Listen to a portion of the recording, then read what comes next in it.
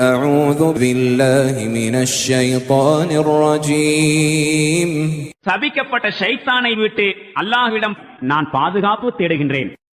يا أيها الإنسان ما غرك بربك الكريم. மனிதனே, அருட்கொடையாளனாகிய உன் இறைவனை குறித்து உன்னை ஏமாற்றத்தில் வீழ்த்தியது எது? الذي خلقك فسواك فعدلك. அவனே உன்னை படைத்தான், உன்னை குறைகள் எதுவுமின்றி செம்மைப்படுத்தினான், உனக்கு பொருத்தமான உறுப்புகளை அளித்தான். في أي صورة ما شاء ركبك. மேலும் தான் நாடிய உருவத்தில் உன்னை ஒருங்கிணைத்து உண்டாக்கினான்.